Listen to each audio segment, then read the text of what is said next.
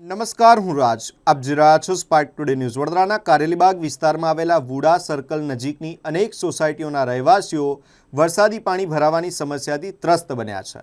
અયોધ્યાનગર, જીતેન્દ્રનગર, જલારામનગર સહિતના વિસ્તારોના 5000થી વધુ નાગરિકો માટે અવરજવરનો આ એકમાત્ર માર્ગ છે. સ્થાનિકોના જણાવ્યા મુજબ થોડો વરસાદ પડતા જ રસ્તા પર 1.5થી 2 ફૂટ જેટલું પાણી ભરાઈ જાય છે અને જેના કારણે લોકોને રોજિંદા જીવનમાં ભારે મુશ્કેલીનો સામનો કરવો પડે છે.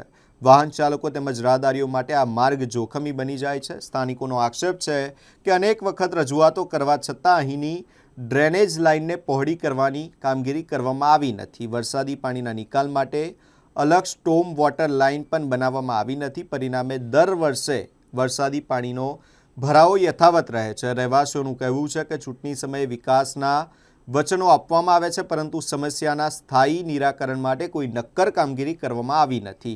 સામાજિક કાર્યકર અતુલ ગામેચી અને સ્થાનિક નાગરિકોએ તંત્ર સમક્ષ માંગ કરી છે કે વહેલી તકે વરસાદી કાસ અને સ્ટોમ વોટર ડ્રેનેજ લાઇનનું નિર્માણ કરવામાં આવે, જેથી વરસાદી પાણીનો યોગ્ય નિકાલ થઈ શકે અને લોકોને હાલાકીમાંથી મુક્તિ મળે.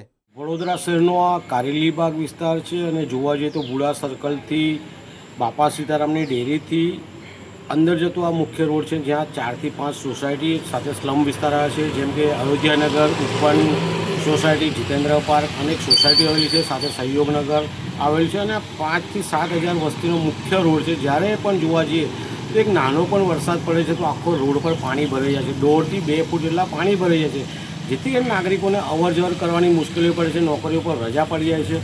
વારંવાર સ્થાનિક નગરસેવકોને રજૂઆત કરવા છતાં પણ આ જે વરસાદી પાણી છે એનો નિકાલ આવતો નથી. આજે પણ જોઈ શકો છો, હજુ વરસાદ પડ્યો છે, એમાં પાણી ભરાઈ ગયા છે, લોકોને તકલીફો પડે છે.